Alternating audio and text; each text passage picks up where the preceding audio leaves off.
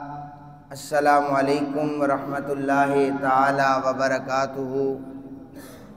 مالک لم یزل کا ہم پر کروڑوں احسان ہے، اس نے ہمیں ایک مرتبہ پھر اپنے گھر میں بیٹھ کر اپنا اور اپنے حبیب مکرم صلی اللہ علیہ وآلہ وسلم کا ذکر کرنے کی توفیق عطا فرمائی ہے۔ اللہ تعالیٰ سے دعا ہے آج کے عنوان کے حوالے سے یہاں پر جو کچھ بھی بیان کیا جائے، رب ذوالجلال مجھے حق اور سچ بیان کرنے اور پھر ہم سب کو تمام باتوں پر عمل کرنے کی توفیق عطا فرمائے۔ میں نے جو آیہ مقدسہ پڑھی ہے اس کا سادہ سا ترجمہ یہ ہے، اذا تتلی علیہم آیات الرحمن، کہ جب ان پر اللہ عز و جل کی آیات تلاوت کی جاتی ہیں، خروا سجدا و بکیا، وہ سجدے بھی کرتے ہیں اور وہ اللہ کی بارگاہ میں رونا بھی شروع کر دیتے ہیں۔ خشیت الہی سے اگر کسی شخص کا ایک آنسو اس کی آنکھ سے نکل آئے، سید عالم صلی اللہ علیہ وآلہ وسلم نے فرمایا اس کے گناہوں کی بخشش کے لیے یہ ایک آنسو کافی ہے۔ اور فرمایا میرے صحابہ، میں تمہیں دوزخ سے بچنے کا ایک طریقہ بتا رہا ہوں کہ جب کوئی بھی شخص اللہ کے ڈر اور خوف سے اس کی آنکھ سے مکھی کے سر جتنا بھی آنسو نکل آئے، یاد رکھنا یہ آنسو بروز محشر اسے دوزخ کی آگ سے پناہ عطا فرما دے گا۔ یہ جو آیہ مقدسہ ہے اس کے ضمن میں مفسرین کرام نے لکھا ہے، انبیاء علیہ السلام پر بیش بہا انعامات تھے، اکرامات تھے، اللہ تعالیٰ کے وہ مقرب اور برگزیدہ لوگ تھے، لیکن پھر بھی وہ اپنے اللہ کو راضی کرنے کے لیے آنکھوں سے آنسو بہاتے رہتے تھے۔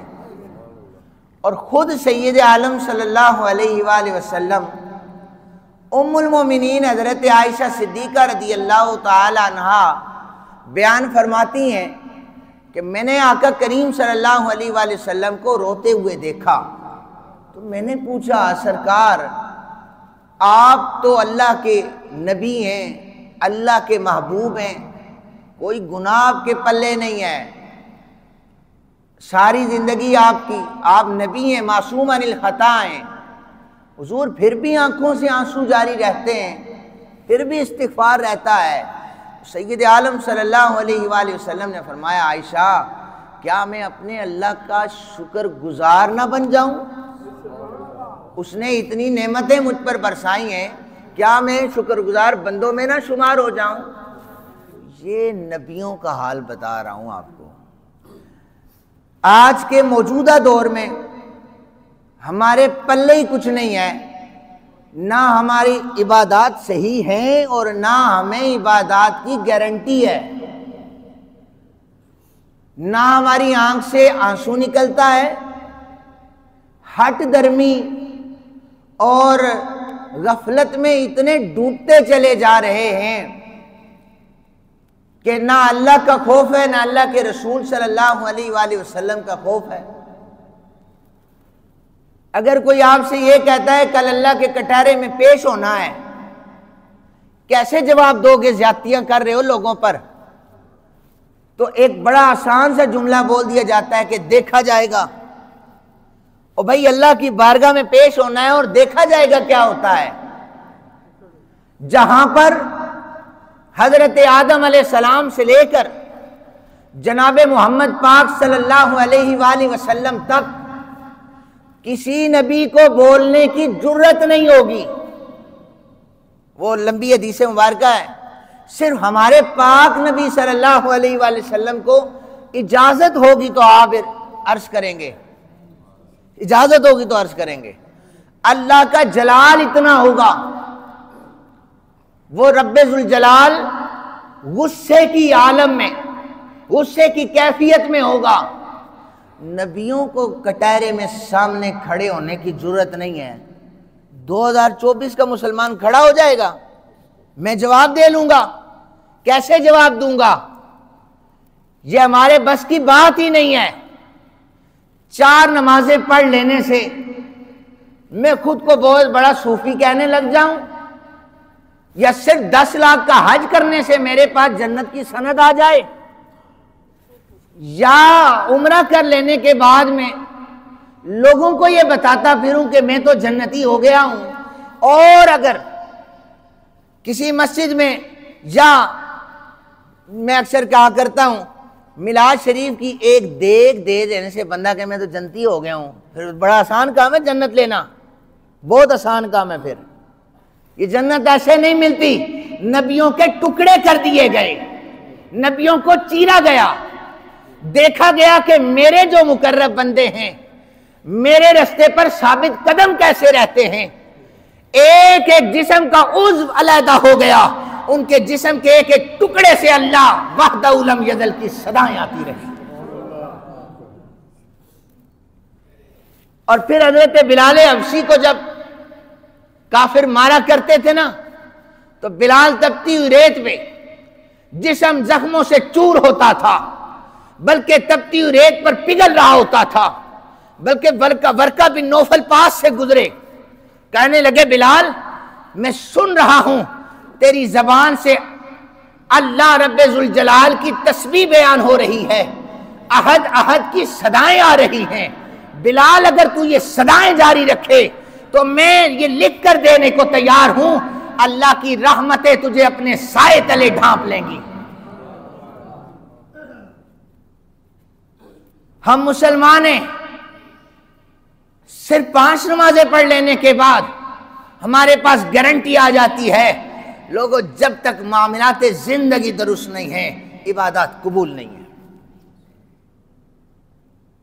میں نماز پڑھوں، میرے سے میرا پڑوسی ناراض، میرے سے میرے رشتہ دار ناراض، حقوق ان کے پورے نہیں ہیں، اور میں کہوں میں نماز پڑھ رہا ہوں، میرے معاملات زندگی درست نہیں ہیں، اور میں جا کر مارکیٹ میں وہی ناجائز منافع خوری کروں، ناجائز پروفٹ کمانے لگ جاؤں، میں امت محمدیہ کو ریلیف نہ دوں، میرے معاملات درست نہیں ہیں، مجھے امت کی فکر نہیں ہے، تو جسے دوسروں کی فکر نہیں ہوتی تو اللہ رب ذوالجلال بھی پھر اسے مشکلوں میں ڈال دیتا ہے، اور جو لوگوں کے کام کرنے لگ جاتا ہے اللہ رب ذوالجلال اپنی جناب سے اسے ایسا عطا کرتا ہے کہ وہ خود سوچتا ہے مالک میں اس قابل نہیں تھا، یہ تو کہاں سے عطا فرما رہا ہے۔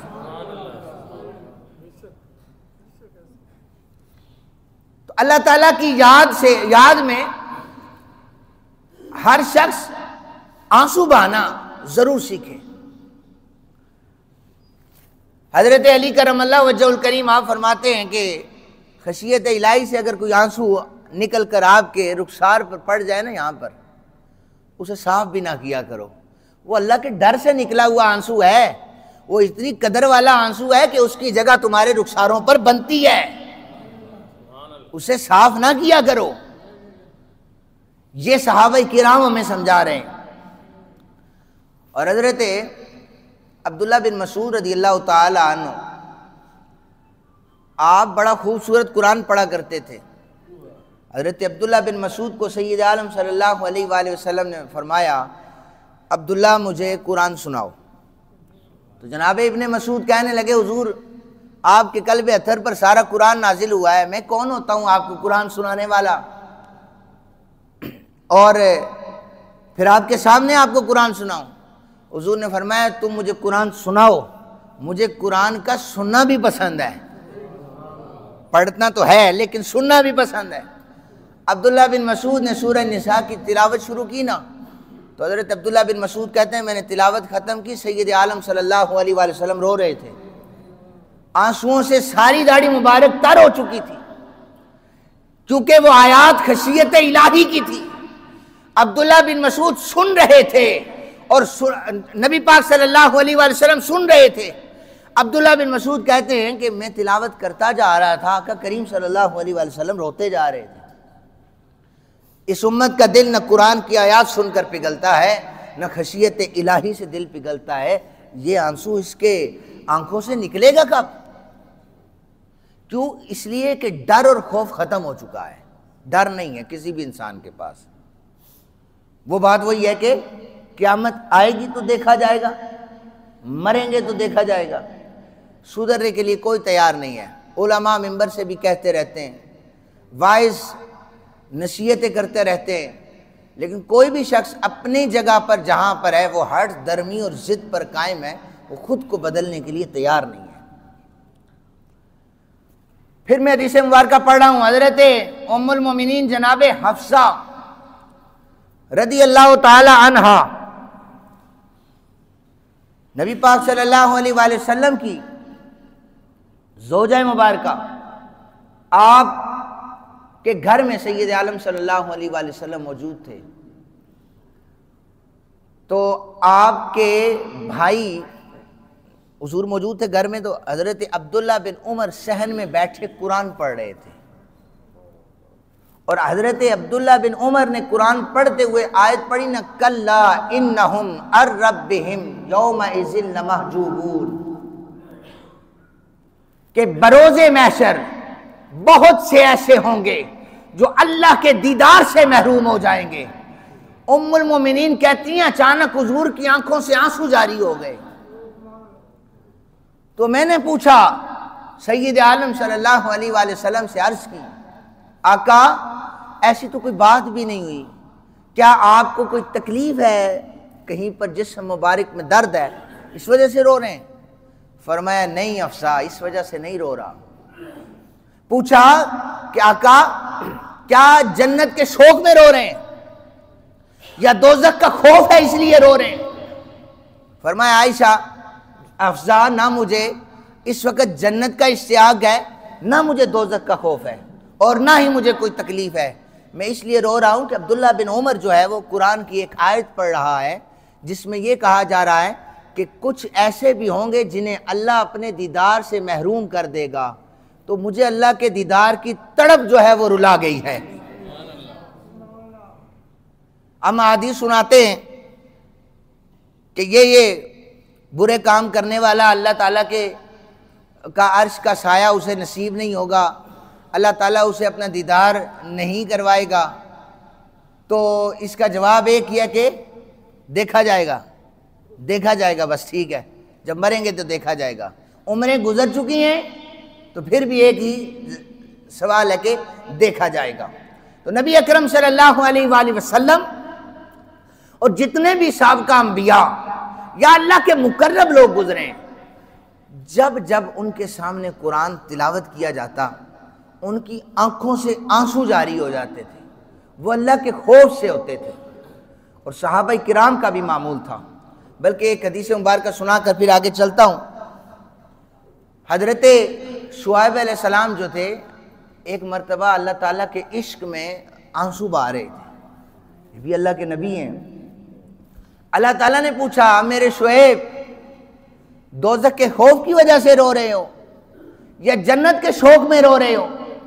مالک لم یزل، نہ میں دوزخ کے خوف سے رو رہا ہوں نہ میں جنت کے شوق میں رو رہا ہوں، یا اللہ میں تیری ملاقات کے شوق میں رو رہا ہوں،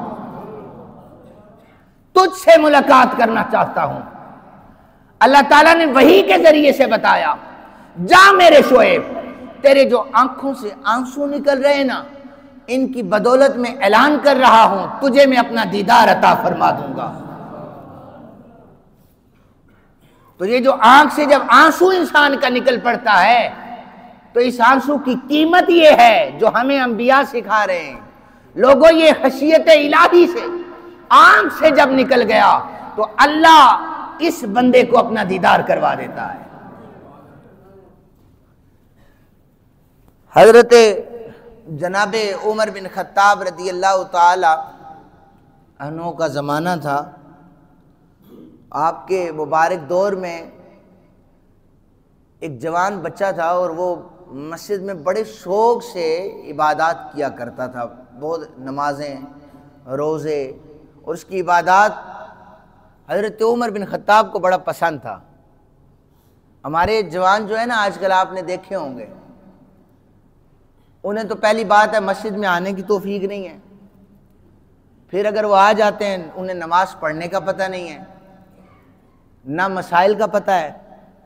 خیر بچوں کو کیا رونا روئیں، بڑوں کا بھی یہی حال ہے. مسائل بتاتے تھکتے نہیں ہیں. سیاست پر ان سے 2-2 گھنٹے گفتگو کروا لو، منجے ہوئے مناظر ہیں، سارے مبصر ہیں بڑے اچھے. استنجے کے مسائل پوچھو تو وہ نہیں آتے، طہارت کے مسائل انہیں نہیں آتے، اور دین کی جو بنیادی اقدار ہیں انہیں نہیں پتہ. لیکن سیاست میں کیا ہو رہا ہے سب جانتے ہیں، کرکٹ کے میدان میں کیا ہو رہا ہے سب جانتے ہیں. بہرحال پڑھی لکھی قوم ہے، مبصر ہے، تبصرہ نگار اچھا تبصرہ کر لیتے ہیں. دین کے حوالے سے بات پھر وہی دیکھا جائے گا. حضرت عمر بن خطاب کو جوان بہت زیادہ پسند تھا. تو یہ جو جوان تھا اس کا بوڑھا باپ تھا، یہ مسجد سے جب بھی نکلا کرتا تھا تو اپنے والد سے ملنے کے لیے جایا کرتا تھا. نماز عشاء کے بعد یہ اپنے والد سے ملنے جاتا. رستے میں شیطان نے کئی دفعہ اسے بہکایا ایک عورت کے ذریعے سے. ایک مرتبہ یہ بہک گیا، بہکا ایسے کہ اس کے پیچھے چل پڑا. تو جب وہ عورت گھر میں داخل ہونے لگی نا، یہ جب دہلیز پہ پہنچا اس کو قرآن پاک کی ایک آیت مبارکہ یاد آ گئی. ایک آیت یاد آ گئی کہ ان الذین اتقوا اذا مسهم طائف من الشیطان تذکروا فاذا هم مبصرون، کہ جو لوگ نیک ہیں، متقی ہیں، پرہیزگار ہیں، ان کو جب شیطان کی طرف سے کوئی وسوسہ آئے نا ڈر جاتے ہیں. شیطان کی طرف سے کوئی وسوسہ آ جائے، کوئی حملہ ہو جائے، وہ ڈر جاتے ہیں. اس بچے کو یہ آیت یاد آ گئی. عورت گھر میں داخل ہو چکی تھی اور یہ دہلیز سے باہر تھا، وہیں پر بے ہوش ہو کے گر پڑا. وسوسہ جو ہی آیا، ادھر اللہ کا خوف آیا، وہیں پر بے ہوش ہو کر گر پڑا. اس کو وہاں سے اٹھایا، اس کے گھر پہنچایا گیا. اب وہاں پر اس کا باپ اس سے پیار کر رہا ہے، رات کا وقت ہے. تو باپ نے پیار سے پوچھا کہ بیٹے ہوا کیا تھا، تو وہاں پر بے ہوش پڑا ملا ہے، ہوا کیا تھا؟ تو اس نے بتایا کہ اس طرح میں شیطان کے بہکاوے میں آ گیا تھا. اور یہ آیت اس نے تلاوت کی نا اپنے ابا کے سامنے کہ جب قرآن کہتا ہے جب شیطان کی طرف سے کوئی بہکاوا آ جائے تو فوراً جو اللہ کا مقرب بندہ ہوتا ہے وہ ڈر جاتا ہے، خوف آ جاتا ہے اسے. یہ اپنے ابا کو بتا رہا تھا، پھر بے ہوش ہوا اور روح پرواز کر گئی، اسی جگہ پر روح پرواز ہو گئی. حضرت عمر بن خطاب نے دوسرے دن دیکھا مسجد میں وہ جوان نہیں ہے. تو حضرت عمر بن خطاب نے پوچھا کدھر ہے؟ اس کے باپ نے بتایا کہ وہ رات کو فوت ہو گیا ہے اور اسے دفن کر دیا گیا ہے.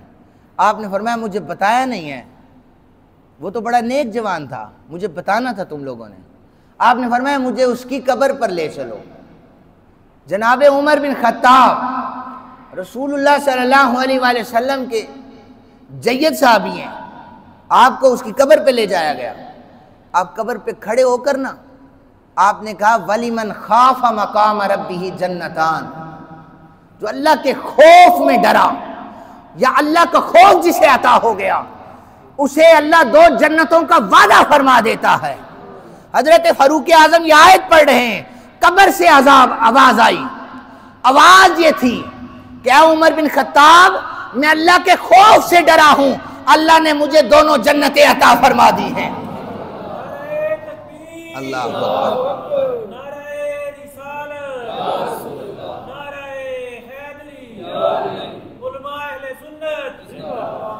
اولادیں بدتمیز ہو چکی ہیں.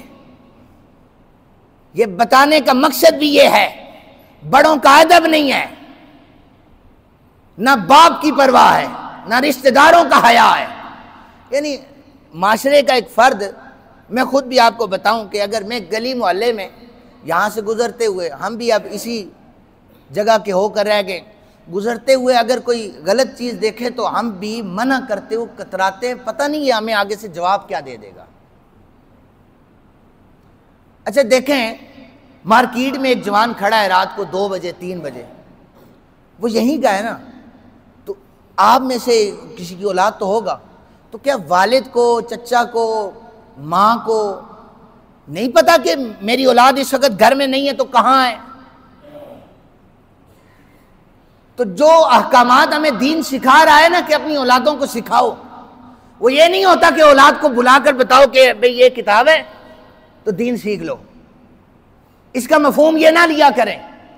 اس کا مفہوم یہ ہوتا ہے خود بندہ اللہ کے ساتھ اتنا جڑ جائے، اللہ کے ذکر میں اتنا محو ہو جائے اور اپنے سارے کاموں کو چھوڑ کر اللہ رب ذوالجلال کے ساتھ تعلق کو مضبوط کر لے، اولاد اسے دیکھتی رہتی ہے اور نیک بنتی رہتی ہے، اولاد اسے دیکھتی ہے۔ تو سکھانے کا یہ مفہوم سمجھایا کریں، خود گھر میں جا کر تربیت کریں۔ آپ اپنی اولاد کی ایکٹیویٹی دیکھ سکتے ہیں کیا ہے، ان کے سامنے موبائل ہے، ان کی تعلیم ہے، ان کا آنا جانا ہے، ان کا رہنا سہنا ہے، آپ دیکھیں وہ کیا کر رہے ہیں۔ تو یہ جو احادیث میں واقعات سنانے کا مقصد یہ ہوتا ہے کہ خدا را اپنی اولادوں کی اچھی تربیت کریں، آپ ان کی اچھی تربیت کریں، یہ والدین کا حق ہے۔ پھر اولادیں اگر پھر بھی بدتمیز ہو جائیں تو پھر اللہ تعالیٰ سے دعا کیا کریں کہ اللہ یہ نافرمان ہے، انہیں فرما بردار بنا۔ اور اگر آپ تربیت نہیں نہ کر رہے کہ ماڈرن دور ہے، خیر ہے، میرا بیٹا تو چونکہ پڑھا لکھا ہے یہ زیادہ جانتا ہے، جب ابا جی یہ کہیں نا کہ میرا بچہ زیادہ جانتا ہے، یعنی اپنے بچے کو ابا جی بنا لیں، تو پھر معاشرہ بگڑنے کی طرف چلا جاتا ہے۔ بیٹے کو بیٹا ہی سمجھیں، اس کو پروٹوکول کے ذریعے اپنا باپ نہ بنائیں، اسے اتنا ہی رکھیں۔ حضرت فاروق اعظم کے گھر میں درہ لٹکا ہوتا تھا اور روزانہ اس درے کو ایک دفعہ ہلا دیا کرتے تھے، میری اولاد دیکھے ہی نہیں پتا چلے، جو یہ غیروں کے لیے اٹھتا ہے یہ اپنے لیے بھی ویسے ہی اٹھا کرے گا، جیسے یہ باقیوں پر درہ لگتا ہے نا۔ حضرت فاروق اعظم اسے ہلا دیا کرتے تھے۔ میری اولاد یہ نہ سمجھے کہ ہمارا ابا جو ہے وہ امیر المومنین ہے تو ہمیں کوئی ریلیف مل جائے گی، نہیں، یہ ان کے لیے بھی ایسے اٹھے گا۔ اور عمر بن خطاب رضی اللہ تعالیٰ عنہ نے وہ اٹھا کر بتایا، اپنی اولاد کی تربیت کر کے بتایا۔ یہ والدین بھی سن لیں، ان سے پوچھا جائے گا کہ ان کی اولاد اس قدر نافرمان کیوں تھی، اور پھر اولادیں جو بیٹھی ہیں جوان یہ مسائل سیکھیں۔ یعنی اگر مثال کے طور مسجد میں کسی بندے کا لباس اچھا نہ ہو، مجھے اکثر بزرگ کہتے ہیں شاہ صاحب آپ بتائیں نا، میں کیسے بتاؤں، مجھے ڈر لگتا ہے ان سے یہ گلے نہ پڑ جائیں، مسئلہ بتاتے ہوئے ڈر لگتا ہے ہمیں، سیدھی سی بات ہے، یعنی آگے سے ہمیں ایسا جواب مل سکتا ہے، پھر بھی بتاتے ہیں۔ ابھی تو مجھے پتا ہے اتنے لوگ بیٹھے ہیں، مجھے کوئی کچھ نہیں کہے گا، اس لیے بتا رہا ہوں میں ابھی۔ اکیلے بتاتے ہوئے ہمیں بھی ڈر لگتا ہے، اولادیں اتنی نافرمان ہو چکی ہیں۔ بہرحال جتنے بھی یہاں پر جوان بیٹھے ہیں وہ کوشش کریں مسائل سیکھیں۔ یہ جو ایک طریقہ کار نا میں بتا دیتا ہوں، نماز پہ آئے نا تو اپنی جوانی شو کرنے کے لیے یہ اس طرح کر کے نا، اس طرح کر کے، یہ اس طرح کر کے نماز پڑھ رہے ہیں، تاکہ میں نماز پڑھوں گا پھر ایسے میرے ڈولے نظر آئیں گے، کہیں گے جوان ہے۔ ہمارے مثال دیتے ہیں کہ جس سے ککڑ جوان ہونا نا تو بلی نے کونے پھرنا اور درمیان نہ پھرنا، کہ میں اگر درمیان پھرے ہیں تو کڑی پجی گے سی میں اتنا جوان ہوئی گا ہے، اسے اپنی جوانی پر گمنڈ ہوتا ہے۔ تو ہمیں ایسی جوانیاں دین کو نہیں چاہیے جنہیں استنجے کرنے کا طریقہ نہ پتا ہو اور وہ آ کر جناب نماز جیسی تیسی حالت میں پڑھنے کے لیے آ جائیں، کچھ خدا خوفی کریں۔ یہ میں جوانوں سے مخاطب ہوں۔ اللہ تعالیٰ تمام جوانوں کو اپنے بڑوں کا ادب کرنے کی توفیق عطا فرمائے۔ اللہ تعالیٰ سے دعا ہے جتنی بھی باتیں کی ہم سب کو عمل کرنے کی توفیق عطا فرمائے۔ وما علینا الا البلاغ المبین۔